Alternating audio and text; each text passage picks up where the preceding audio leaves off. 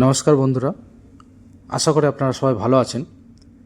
বন্ধুরা, ডব্লিউবিসিএস আধিকারিকদের পদোন্নতি সংক্রান্ত যে সিদ্ধান্ত ক্যাবিনেটে গৃহীত হয়েছিল তার পরদিনই কিন্তু সেই সংক্রান্ত বিজ্ঞপ্তি প্রশাসনিক সংস্কার এবং কর্মীবর্গ দপ্তর থেকে কিন্তু জারি হয়ে গেল এবং বিজ্ঞপ্তিতে পুরো ডিটেলস পদোন্নতি সংক্রান্ত সমস্ত যে নিয়ম সেগুলো কিন্তু জানানো হয়েছে। আনন্দবাজার অনলাইনেও এই খবর প্রকাশিত হয়েছে। সেখানে বলা হয়েছে 5 বছর পূর্ণ করলেই এসডিও পদে পোস্টিংয়ের সুযোগ। মুখ্যমন্ত্রীর ঘোষণার পর বিজ্ঞপ্তি জারি নবান্নের। বুধবার এক বিজ্ঞপ্তিতে জানানো হয়েছে, নির্দিষ্ট শর্ত পূরণ সাপেক্ষে ডব্লিউবিসিএস এক্সিকিউটিভ আধিকারিকদের সাব ডিভিশনাল ম্যাজিস্ট্রেট বা এসডিএম বা সাব ডিভিশনাল অফিসার বা এসডিও পদে নিয়োগের ক্ষেত্রে নতুন বিধান কার্যকর করা হচ্ছে। অর্থাৎ এসডিও পোস্টে তারা নির্দিষ্ট শর্ত পূরণ করলেই তারা কিন্তু এসডিএম বা এসডিও পোস্টে নিয়োগপ্রাপ্ত হবেন, অর্থাৎ তাদের উন্নতি হবে। মঙ্গলবার নবান্নে ক্যাবিনেটে সিদ্ধান্ত হয়েছিল, সিলমোহর পড়েছিল সেখানে যে এই ধরনের সিদ্ধান্ত নেওয়া হয়েছে এবং সে কথা মুখ্যমন্ত্রী মমতা বন্দ্যোপাধ্যায় সাংবাদিকদের সামনে ঘোষণাও করেছিলেন। আর বুধবার দিন নবান্নের তরফে কর্মী বিনিয়োগ এবং প্রশাসনিক সংস্কার দপ্তরের তরফে পার ডিপার্টমেন্ট থেকে সেই বিজ্ঞপ্তি জারি করে জানিয়ে দেওয়া হলো। অর্থাৎ এখানে তাৎপর্যপূর্ণ বিষয় হচ্ছে বন্ধুরা, অত্যন্ত দ্রুততার সঙ্গে কিন্তু অর্থাৎ ক্যাবিনেটে যেদিন সিদ্ধান্ত হলো তার পরের দিনই পাবলিশ করে দেওয়া হলো। অত্যন্ত দ্রুততার সঙ্গে কিন্তু কাজ হয়েছে এটাই বলা যায়। সেই সিদ্ধান্ত অনুযায়ী পশ্চিমবঙ্গ সিভিল সার্ভিস এক্সিকিউটিভ অফিসারদের পদোন্নতি সংক্রান্ত যে নিয়ম সেই নিয়মে গুরুত্বপূর্ণ বদল আনা হয়েছে এবং মঙ্গলবার নবান্নে মুখ্যমন্ত্রী যে বৈঠকে সেই সিদ্ধান্ত হয়েছিল এবং সেখানে নতুন যে বিধান সেগুলো জারি করা হয়েছে। সেই বিজ্ঞপ্তিতে বলা হয়েছে নির্দিষ্ট শর্ত পূরণ সাপেক্ষে তারা কিন্তু প্রমোশনটা পাবেন। অর্থাৎ তাদের যে 2 বছরের যে প্রভিশনাল পিরিয়ড সেটা থাকবে। তারপরে 3 বছর বিডিও বা ব্লক ডেভেলপমেন্ট অফিসার পোস্টে নিয়োগ পাবেন বা বিডিওর সমতুল র্যাঙ্কে নিয়োগ পাবেন তারা। 3 বছর সেভাবে তারা কাজ করবেন। অনেক সময় এসডিওর আন্ডারে কাজ করতে হয়, ডেপুটি ম্যাজিস্ট্রেট, ডেপুটি কালেক্টর পোস্টে, যেটাও ইকুইভ্যালেন্ট টু বিডিও পোস্ট। এইভাবে কাজ করার পরে অর্থাৎ 3 এবং 2 5 বছর, মোটামুটি 5 বছর কাজ করলে তিনি যোগ্য হবেন এসডিও পোস্টে বা এসডিও যে পদ সেই পদে তিনি যোগ্য হবেন। তারপরে তিনি এসডিও পোস্টে তিনি নিয়োগপ্রাপ্ত হবেন। কর্মীবর্গ ও প্রশাসনিক সংস্কার দপ্তরের যে ডব্লিউবিসিএস সেল সেখান থেকে জারি হয়েছে এই বিজ্ঞপ্তি এবং সংবিধানের 309 অনুচ্ছেদে বর্ণিত ক্ষমতা প্রয়োগ করে রাজ্যপাল এই সংশোধনী অনুমোদন করেছেন।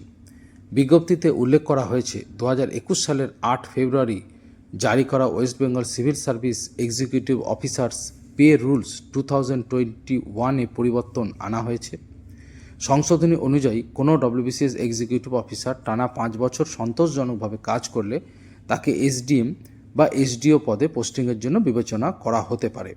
এই 5 বছরের মধ্যে প্রবেশন পিরিয়ড অবশ্যই ব্লক ডেভেলপমেন্ট অফিসার এইগুলো কিন্তু ইনক্লুড থাকবে। তবে এই পদোন্নতি সম্পূর্ণভাবে রাজ্য সরকারের প্রয়োজন এবং সংশ্লিষ্ট শূন্য পদের উপর নির্ভর করবে, সেটাও কিন্তু বিজ্ঞপ্তিতে স্পষ্ট করা হয়েছে।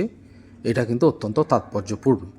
অর্থাৎ 5 বছর পূর্ণ হলেই স্বয়ংক্রিয়ভাবে এসডিও বা এসডিএম পদে নিয়োগ কিন্তু মিলবে না, বরং প্রয়োজন অনুসারে সরকার সিদ্ধান্ত নেবে। এই জায়গাটাতেই অনেকে মনে করছেন অনেক সময় হয় পে প্রোটেকশন দেওয়া হয়, অর্থাৎ যে রুলস থাকে সেই রুলস অনুযায়ী, যেমন যারা পিএ হন, PSC PA typist, steno typist একসময় নিয়োগ হতো, সেখানে অনেক সময় যদি সম র্যাঙ্কে কেউ প্রমোশন পেয়ে যান, তো আরেকজন হয়তো অন্য ডিপার্টমেন্টে আছেন, কাজ করছেন, তিনি প্রমোশন পাচ্ছেন না, তাকে কিন্তু সরকারের পক্ষ থেকে পে প্রোটেকশন দেওয়া হয়। অর্থাৎ তার থেকে যিনি র্যাঙ্কে পরে আছেন তিনি যদি প্রোটেকশন পান, তাহলে পরবর্তীকালে দেখা যায় যে বাকিদেরও কিন্তু পে প্রোটেকশন দেওয়া হয়।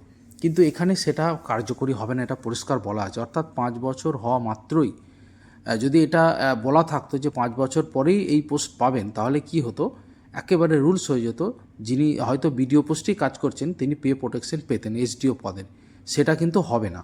অর্থাৎ প্রমোশন পাওয়ার পরই হবে। অর্থাৎ এক্ষেত্রে ওয়াকিবহাল মহল যেটা মনে করছে যে এটা 5 বছরের পরে হয়তো এটা 5.5 বছর 6 বছর লেগে যেতে পারে, এবং ভ্যাকেন্সি যদি না থাকে তাহলে কিন্তু আরও সমস্যা হতে পারে, অর্থাৎ তাহলে কিন্তু আরও সময় লাগতে পারে। তবে আসার কথা মুখ্যমন্ত্রী নিজেই জানিয়েছেন যে পরবর্তীকালে রাজ্যে জেলার সংখ্যা বাড়বে, এবং আমরা জানি যত জেলার সংখ্যা বাড়বে, যত মহকুমার সংখ্যা বাড়বে, তত মহকুমা শাসক বা এসডিও পদেও কিন্তু নিয়োগ হতে পারবে, নিয়োগ বৃদ্ধির সুযোগ থাকবে, কেন প্রমোশন দিতে হবে, কেন অনেক শূন্যপদ বাড়বে। আর আমরা জানি তামিলনাড়ু, অন্ধ্রপ্রদেশ এই সমস্ত রাজ্যগুলিতে এত জেলা রয়েছে, এমনকি তেলেঙ্গানা বা ওড়িশা বা আপনি যদি উত্তরপ্রদেশের কথা ধরেন, সেখানে যা জেলা রয়েছে সেই অনুযায়ী পশ্চিমবঙ্গের জেলার সংখ্যা কিন্তু অনেক কম। অবশ্যই পশ্চিমবঙ্গে 42টা লোকসভা সিট, উত্তরপ্রদেশে 80টা লোকসভা সিট, কিন্তু আমরা জানি উত্তরপ্রদেশে 80টা লোকসভা সিট হলেও সেখানে জেলার সংখ্যা কিন্তু অনেক। তো একইভাবে আমরা তামিলনাড়ুতে 39টা লোকসভা সিট, সেখানে তাও পশ্চিমবঙ্গের তুলনায় কিন্তু জেলার সংখ্যা অনেক বেশি। তো অবশ্যই পশ্চিমবঙ্গের জেলার সংখ্যা বৃদ্ধি করা উচিত, এটাই হচ্ছে মোদ্দা কথা। রাজস্থান, গুজরাট এই সমস্ত রাজ্যগুলোতে 24টা 25টা করে লোকসভা সিট, সেখানেও কিন্তু জেলার সংখ্যা অনেক।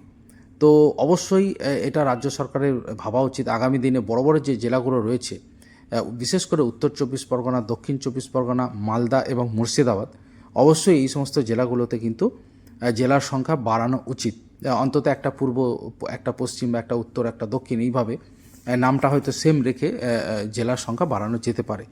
তো অবশ্যই আগামী দিনে সে ব্যাপারে আমাদের নজর থাকবে। মুখ্যমন্ত্রী জানিয়েছেন যে জেলার সংখ্যা বাড়বে, মুখ্যমন্ত্রীর কথাতেই সেটা ইঙ্গিত পাওয়া গেছে, এবং অবশ্যই এই জন্যে কিন্তু প্রশাসনিক কাজে অনেকটা সুবিধা হবে এবং চাকরির সুযোগও বাড়বে, আপনারা জানেন, এবং মানুষেরও সুবিধা হবে। একটা জেলা সদর যদি একটা রাজ্যের যে প্রান্তিক জায়গা থেকে আসা খুব কষ্টকর। এছাড়া রাজ্যপালের আদেশক্রমে এই বিজ্ঞপ্তিটি জারি হয়েছে, জানানো হয়েছে আনন্দবাজার অনলাইনে। পশ্চিমবঙ্গ সরকারের অতিরিক্ত মুখ্য সচিব এই বিজ্ঞপ্তি জারি করেছেন। এর ফলে উচ্চতর দায়িত্বপূর্ণ পদে ডব্লিউবিসিএস অফিসারদের নিয়োগের এবং পদোন্নতির সুযোগ বৃদ্ধি পাবে।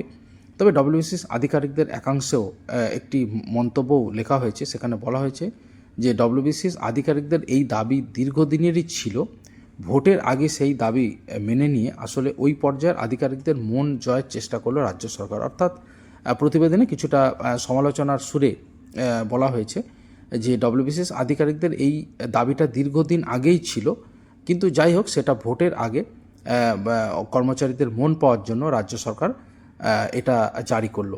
যাই হোক, রাজ্য সরকার এই সিদ্ধান্ত গুরুত্বপূর্ণ।